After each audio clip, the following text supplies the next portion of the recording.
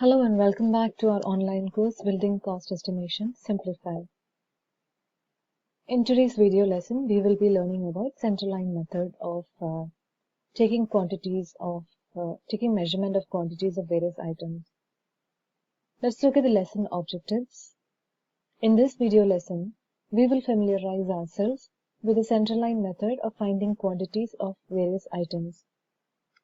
In the previous video, we discussed how to find the quantities of various items using the long wall, short wall method.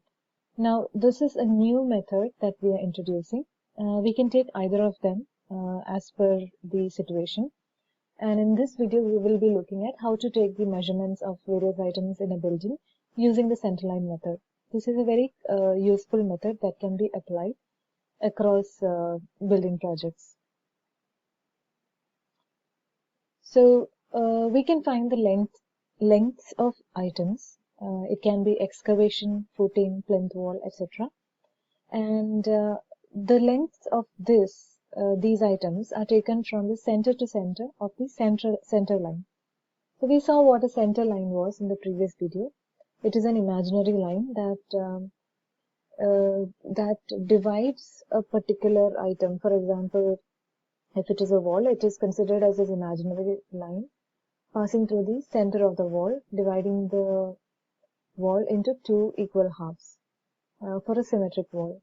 And the other aspect of center line is that the center lines of the wall, the plinth, and the foundation are all the same. They have a common center line. So that is the consideration that is the assumption that we will have during the course of the projects that we will be looking at. So, centerline method is used in rectangular, circular, polygonal, hexagonal buildings. Now, one thing that we need to consider is that in this method, we make deductions at the junctions. So, deductions are made at the junctions. So, we'll look at how to do the centerline method. So, measurement of the length of the item is taken from the center to center of the center line.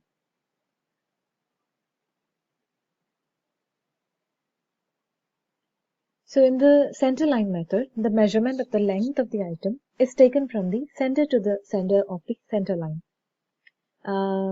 That's a lot of the word center repeating, but it's not too hard. Let me explain it. So for our understanding, we are taking the excavation plan of a building. This is the same example that we have looked into in the previous videos.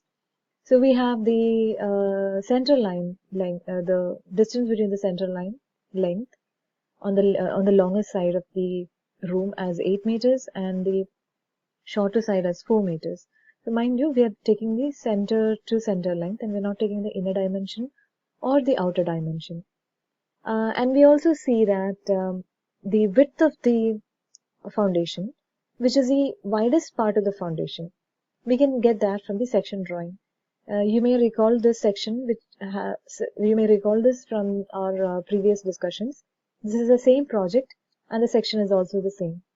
So we have the width of the footing, the CC footing as 0.75 meters. And we know that the excavation of earthwork, which is actually removal of earthwork for the purpose of laying the foundation. For this purpose, the width of the excavation is the widest part of the foundation. So we see that the widest part is 0.75 meters.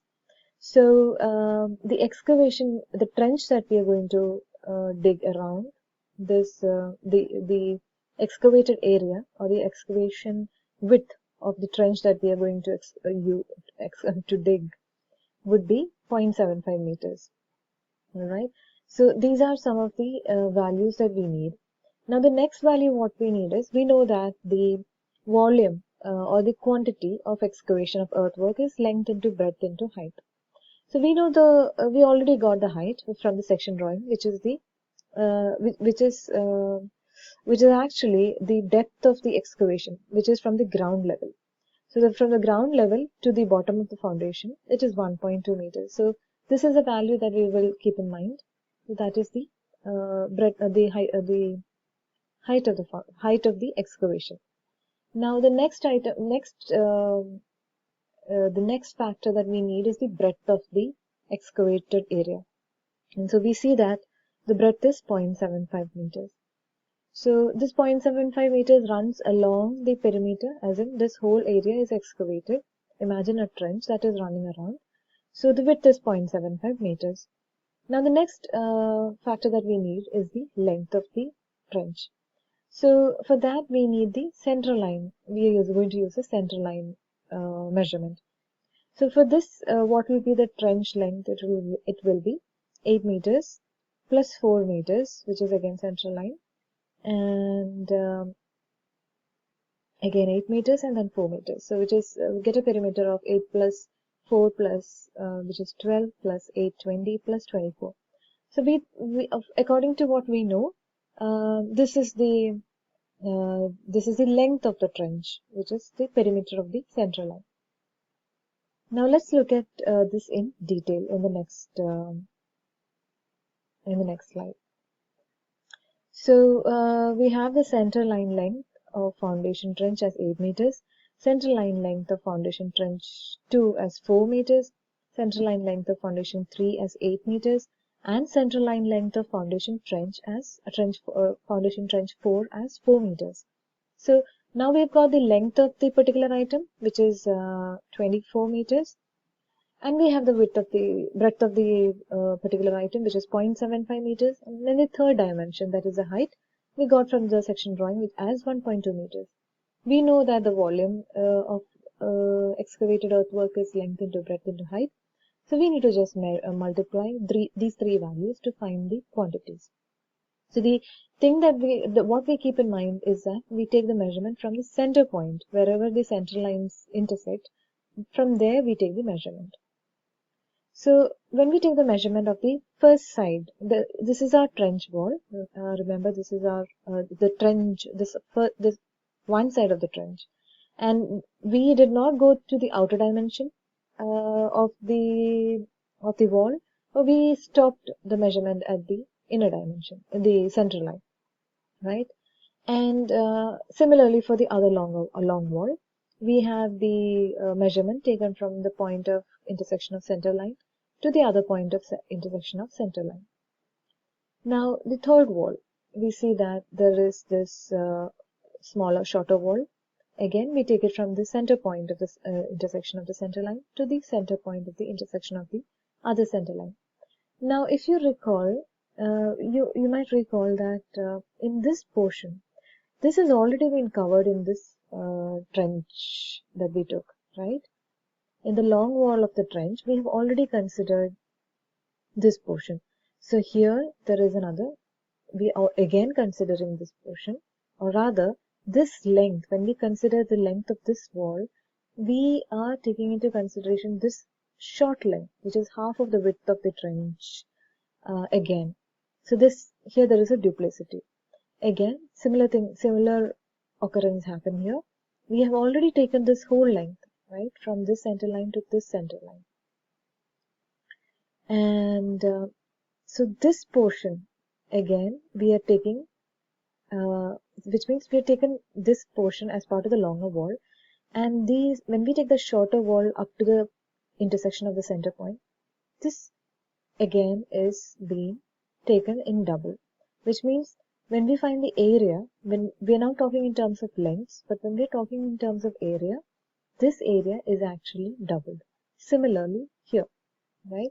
Let's take the fourth wall. Again, we have the measurement taken from the center line to center line, which means this extra portion, which has been already covered when we took the length here, is again being taken here. Similarly here, or rather when we talk in terms of area, which is the length into breadth, this portion has been already, this measurement of this area is in double.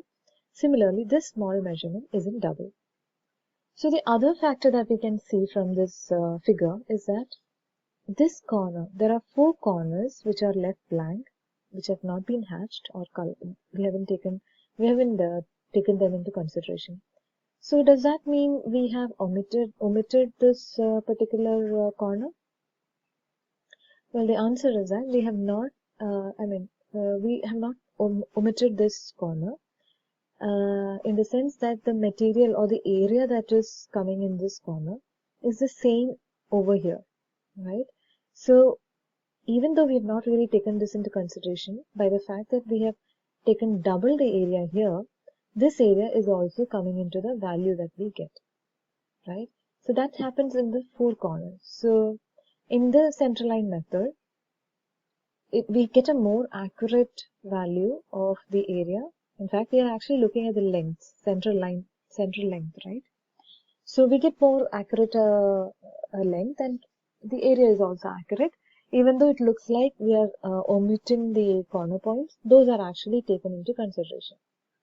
So for the corner omissions, these are compensated in overlapping measurements. Now, what happens when we have T-junctions? So we know that it's not, usually we have buildings with several rooms. There will be intersecting walls. And so we need to see how we can apply central line method to these intersecting walls. So we take the same plan, which we have been following, but in this case, there is a slight difference in that there are two rooms to it. So the same plan is divided into two rooms.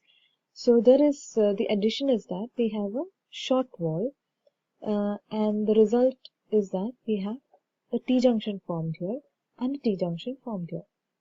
The rest of the dimensions are same, and we are still looking at the excavation plan. Let's now see how we take the central line method for buildings with where walls intersect. So for each T-junction, see, we have the first wall, the measurement for the first trench. We are still not talking in terms of wall, we're talking in terms of excavation of trenches. Then we have similar wall on the other side, and then we have the shorter wall. Again, we have an overlap here, but we saw that this has been compensated. The area that has not been considered has been compensated due to the doubling that happens here. Similarly, for the other side, so what we see here is that when we have corners, like L junction we can say, there is no problem. We can just directly follow the central line method. Now what happens when we have an intersecting wall? Here there has to be a special consideration. We need to take more consideration here. We see that this portion has been, when we're taking the length of this wall, this is from this center line point to this center line point. So we see that this particular length here and this particular length here has already been covered in the when we were taking the short wall. Not the short wall, but the long wall. So what we see here is that this whole pink, brownish area which has been hatched, that has been already considered in the long wall calculation, in this excavation of this trench, right? And similar is the case here. We've already taken this whole area in the long wall calculation, and so this small portion is extra. That's the case also here. This small portion is extra, which means half the width of the wall on this side and half the width of this wall on this side is extra. So when we take corners, for corners it's okay, it's fine, it can go the way it is. But for T-junction, because of the overlap, the measurement is more than the actual measurement. So what we do is, for each T-junction, W by 2 is subtracted from the length of wherever that intersecting wall is, where W is the width of the item, which means that in our case now we are talking about excavation. So we will be subtracting W by 2, where W is the width of the excavation. Now, if there are n T-junctions, then n times W by 2, the small little area, little length W by 2, is subtracted from the actual center line length, which means actual length of that particular item, as in the now we're talking about excavation. So when we talk about excavation, we first take the entire center line, right? Here we take the whole center line, we'd include this also, but we subtract n into w by 2 to find the total center line of the particular item, the actual center line of the particular item. Let's see how it translates. So we have one wall. This is the excavation plan again. We have the other wall, which is a shorter wall, and there is an overlap at the corner, but it is okay because it is compensating for the other corner. We have a third wall, a fourth wall, and the fifth wall, where the intersection happens, the T-junction happens. So there is one junction, there's the second junction, 1 and 2. Okay, let's see how we take the centerline method in this case for the item excavation of earthwork. Total center line is equal to 8 plus 4 plus 8 plus 4, which is 24 meters. So if this particular wall was not there, we could have just directly taken 24 meters as our value and then multiplied it with width and then multiplied it with the height of the particular item that we are taking into consideration, which is the excavation, right? But since we have a junction, in fact we have two junctions, we need to apply a slightly different approach. So we know that the width of the excavation is 0.75 meters. Where did we get this from? We got this from the section drawing. Let's go and have a look at the section drawing.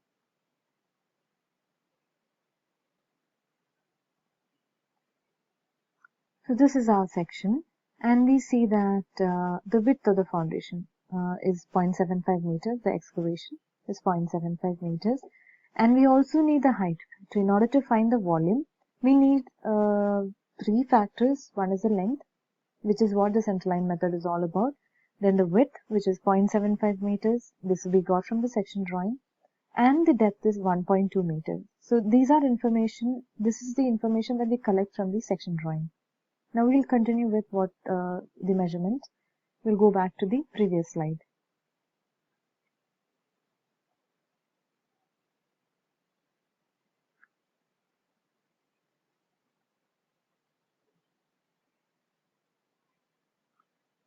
So next what we have to find is W by 2, which is 0.75 divided by 2, which is 0.375. Right? This is because we need to find this little length that has been taken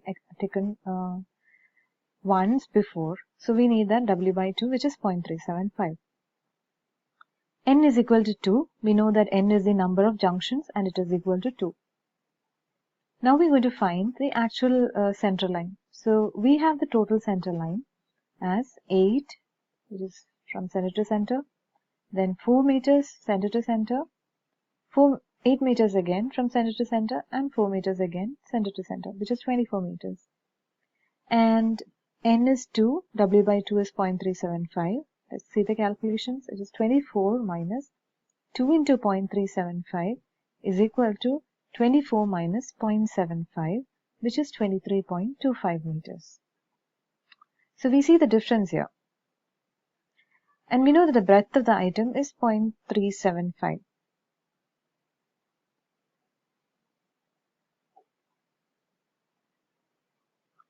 The breadth of the item is 0.75 meters and not 0.375 meters. That was a mistake. The breadth of the item is the breadth of the excavation that we're talking about, and that's 0.75 meters. Height of the item is 1.2 meters. So let's see how it translates into our detailed measurement, into our detailed estimate. So we have the serial number in the first column. Then we have the description of the item, which is excavation. Numbers is equal to 1 because we're taking the entire perimeter. And the length is the actual length. It is not the central line length. We have subtracted due to the number of junctions that was coming. And then we have the breadth is 0.75 meters and height is 1.25 meters. And the quantity is the multiplication of all three, length into breadth into height, and 21.8. Total center line is 24 meters. Actual center line is 23.25 meters. The breadth of the item is 0.75 meters. And the height of the item is 1.25 meters. So the total quantity is length into breadth into height, which is equal to 23.25 into 0.75 into 1.25 meters, which is 21.796 meter cube. So that is the quantity of excavation that we got for this particular plan where we have an intersecting wall. So remember, we will have a different approach only for wherever there are T-junctions, and we can directly take the center line where we have just the plain corners are there. So there are some alternative scenarios which you may like to consider. There are two scenarios where we know the inner dimensions of the room, and the other scenario is when the external dimensions of the rooms are known. So we might know the inner dimensions that might be given. In most of the cases when the plan is given to us, we will also be given the inner dimension of the room, right? So what do we do in that case? How do we take the center line? How do we apply the center line measurement equation to it?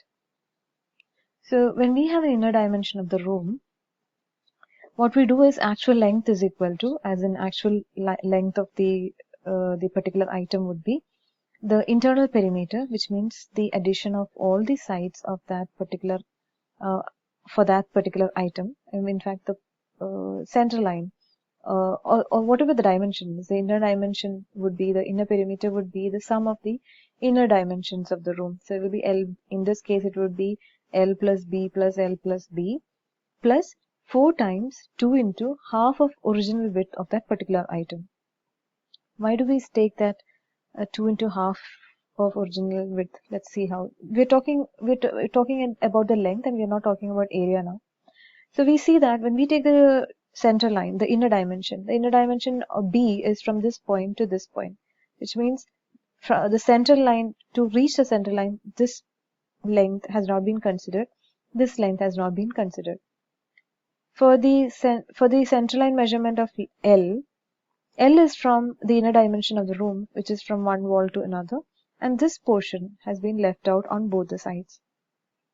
Similarly for the other walls, right? And so what we do is we find that half width is at a corner has not been considered twice, and so for each corner 2 times half width has to be added.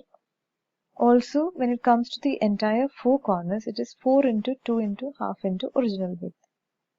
So what we do is we add, when we have the inner dimension, we add the corners multiplied by 2 to the original width, and we add it to the inner perimeter. When we have the external dimensions of the room, what we do is we subtract that the value at the corner, what we had, from the external perimeter. So we have the external perimeter as B and L, as in the dimensions as L and B, and so the perimeter would be L plus B plus L plus B minus number of corners is 4 and 2 half width, in the similar way that we saw in the previous case. In the previous case, we had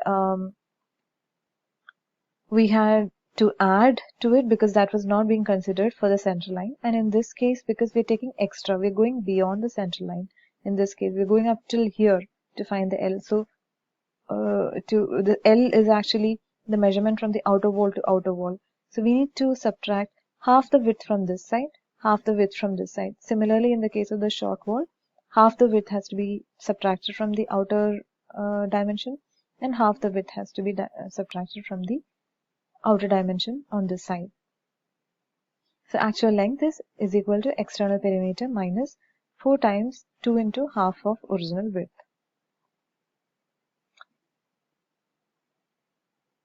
Let us now recapitulate.